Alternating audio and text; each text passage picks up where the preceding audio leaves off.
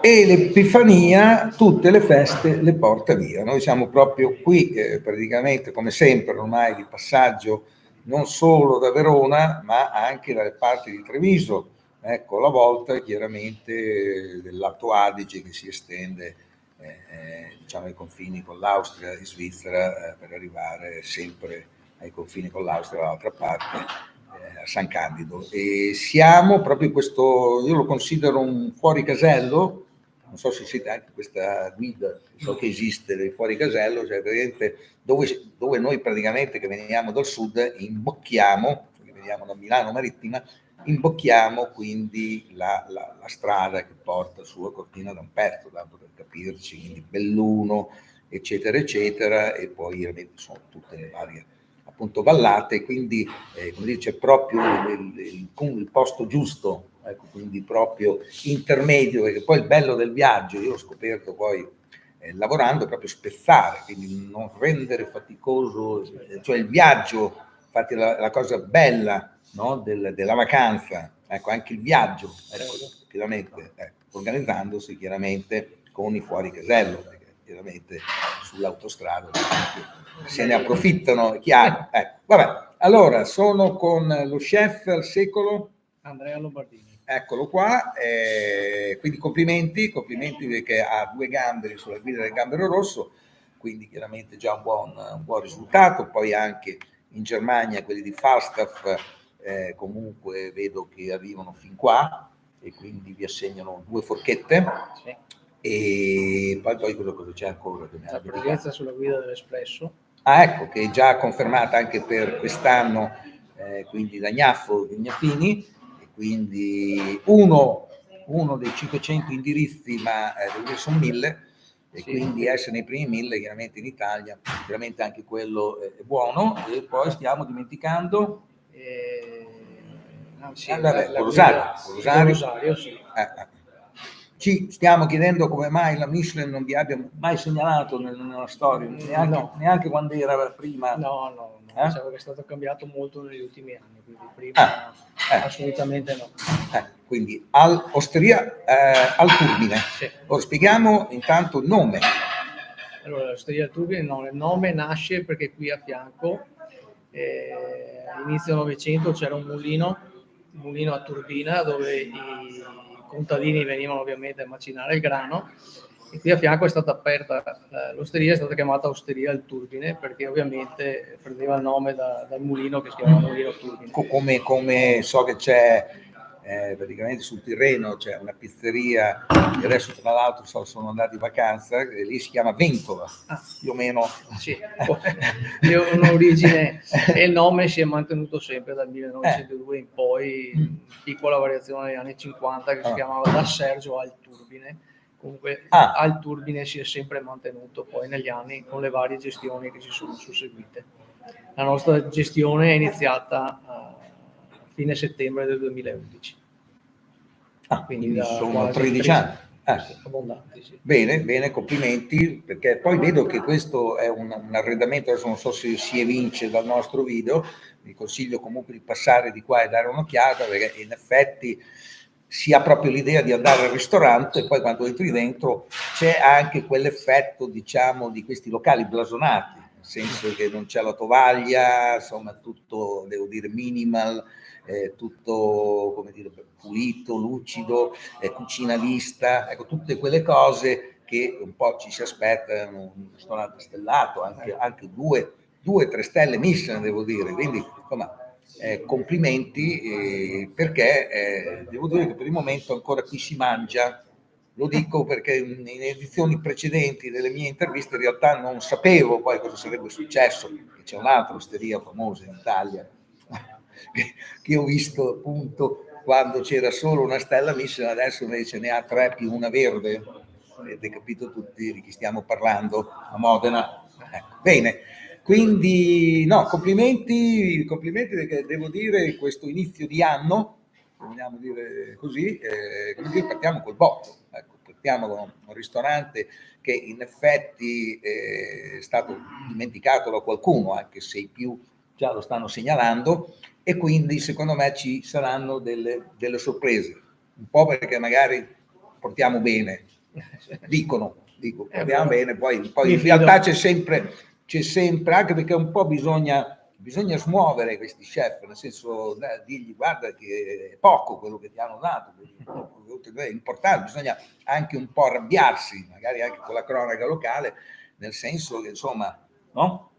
Io farei un compromesso, il terzo gambero, visto che ne avete già due, in Veneto non c'è, 3 gamberi, una regione che secondo me ne potrebbe tenere anche 2 di 3 gamberi, detto sinceramente adesso abbiamo 3 stelle Michelin, in Veneto no?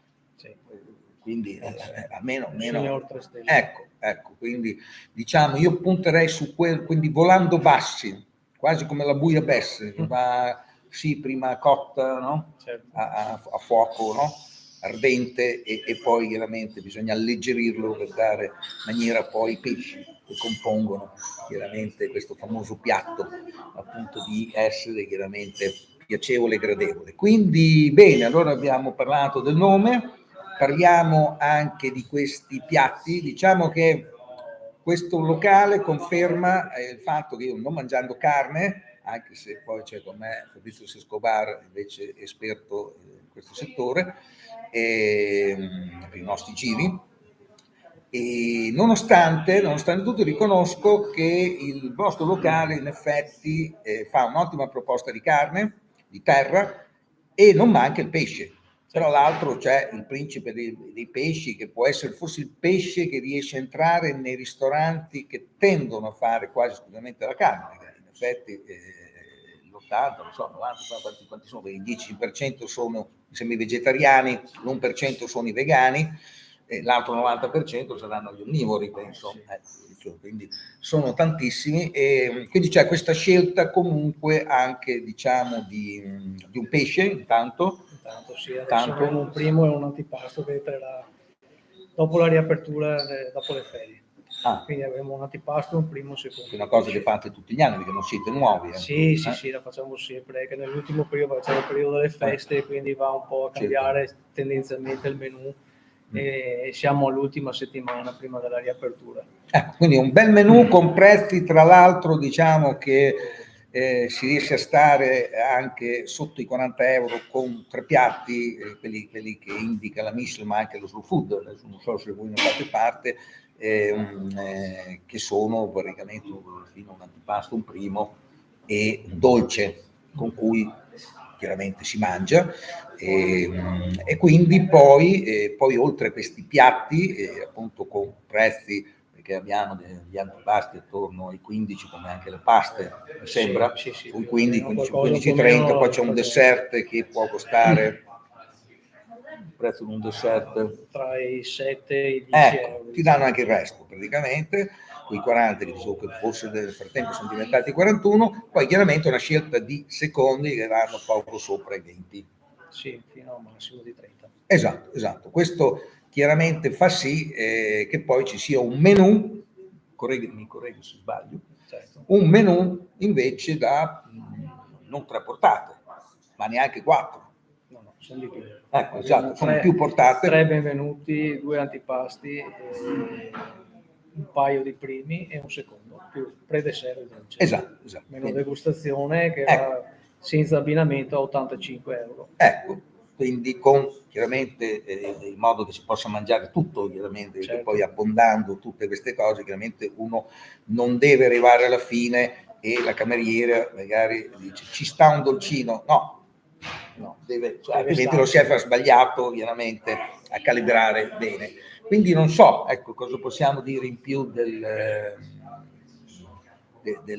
ristorante al Turbine, che è un ristorante storico che speriamo di portare avanti la tradizione come hanno fatto i nostri predecessori, che l'hanno tenuto sempre in alto, soprattutto nella zona del Trevigiano e del Veneziano, e speriamo di poterlo portare a conoscenza di un pubblico più ampio oltre oltre il confine della nostra regione, che già insomma qualcosa abbiamo fatto e speriamo di renderlo ancora più conosciuto in giro per l'Italia. Che poi diciamo che qui siete aperti dal martedì. Certo, siamo aperti dal martedì al sabato, a pranzo sabato, e a cena, pranzo siamo e chiusi cena. la domenica e il lunedì. Esatto. Il periodo di ferie una decina di giorni a gennaio, dopo le feste più o meno, e le 2 settimane centrali. Cioè voi state andando in ferie? Dalla settimana prossima.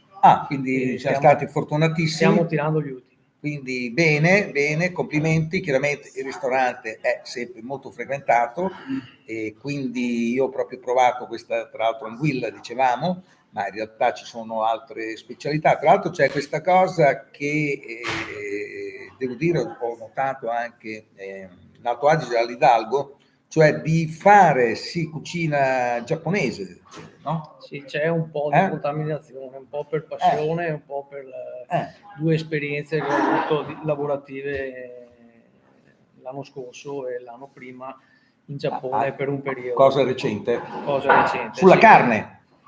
Sulla carne e anche sull'anguilla, diciamo che abbiamo portato delle modifiche in seguito alla nostra esperienza lavorativa, insomma andando lì nel luogo e provando la loro cucina. Abbiamo avuto la fortuna di provare vari ristoranti e varie tipologie di ristorante, ci ha permesso anche di capire effettivamente come lavorano e di portare qualche elemento che secondo noi si sposa bene anche con la nostra tradizione. Quindi loro hanno le anguille anche loro là, che vanno sempre al Mar di Sargassi. Hanno sempre l'anguilla come piatto, è un piatto anche che loro usano a fare dello spiedino con i fegati.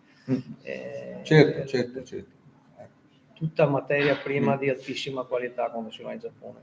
Loro sono molto attenti e maniacali sulla prima qualità. Andare in Giappone e tornare e fare l'anguilla, chiaramente un po' come... Sì, la facevamo già, l'abbiamo leggermente ecco, cioè sapevate, però in effetti il bello di andare all'estero, di tornare a casa e di scoprire chiaramente le proprie origini, no? In un certo senso, e quindi questa è sicuramente la conferma, e quindi questa è l'anguilla, che è proprio l'unico pesce in carta, ecco, se vogliamo, poi devo dire quasi tutto a base di carne. Sì, al momento sì. Quindi questo... qualcosa che si adatta a chi non mangia la carne. Anche perché il ristorante storicamente era nato solo per la carne. Ecco, quindi chiaramente si mantiene questa cosa, però ecco, con queste insomma tecniche, no? Orientali. Abbiamo cercato anche di inserire qualcosa per accontentare un po' tutti, anche perché quando si viene in un tavolo non tutti magari mangiano la carne, c'è chi non la mangia, chi mangia il pesce. Certo. Ora parliamo di questi piatti di carne, anche perché c'è questo Tokyo, un piatto che è appena arrivato. L'omaggio al Giappone, sì, che è nato dopo questi due viaggi che abbiamo fatto. E niente, non abbiamo fatto altro che prendere spunto dal sushi giapponese. Abbiamo fatto una battuta di manzo che andiamo a condire solo con dell'olio al fumo, che facciamo noi senza usare sale come fanno in Giappone, dove il sale praticamente non viene mai usato. Lo avvolgiamo nell'alga nori, spalmata prima con una maionese allo yuzu, una volta a volta la serviamo con dei funghi shiitake, funghi giapponesi shiitake, che vengono prima cotti in salamoia, poi scottati alla piastra, una maionese di senape e miele, un olio all'erba cipollina, e il tutto accompagnato da una salsa che abbiamo fatto noi, di base, una salsa di soia a cui viene aggiunto poi del miele, dello yuzu, dell'aceto di riso e del mirin, e andiamo ad addensarla per fare questa salsa che va poi ad accompagnare il piatto, e assieme serviamo anche un brodo dashi di verdure. Quindi è praticamente questo è un piatto principale? Questo qui è un antipasto. Questo è un antipasto, però poi c'è un piatto principale in 3 servizi, comunque bene o male. Il piccione in 3 cotture. Ecco, bene o male ci sono più ciotole, ecco. Quindi, quindi appunto sul tavolo. Assieme abbiamo anche un burro affumicato, che facciamo, un burro salato affumicato, che l'abbiamo servito con l'omaggio al Giappone, che va a accompagnare la carne. C'era il burro? Sì. Mentre invece nel mio Nel mio che era l'uovo? Lei ha mangiato l'uovo fritto, sì. È previsto anche il burro? No, l'uovo fritto no. era accompagnato da un Bourre Blanc. Ah, ecco, Bourre Blanc. Sì, Ah, ecco, era che già... Ecco, accompagnava no, il perché avevamo piatto avuto il dubbio alla base. che ci fosse stato un'inversione, invece è andato tutto bene. No, Sono stati bravi.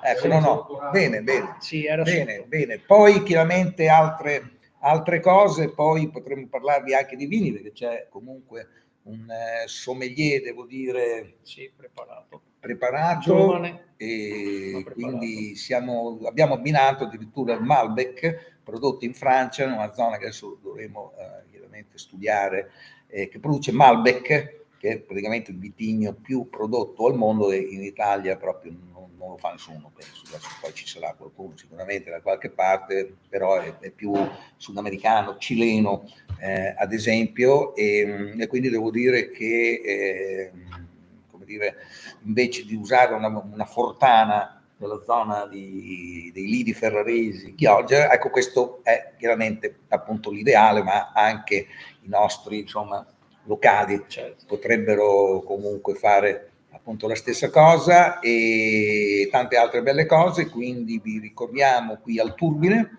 Mogliano Veneto, e quindi ci rivedremo per altri successi, ne sono certo.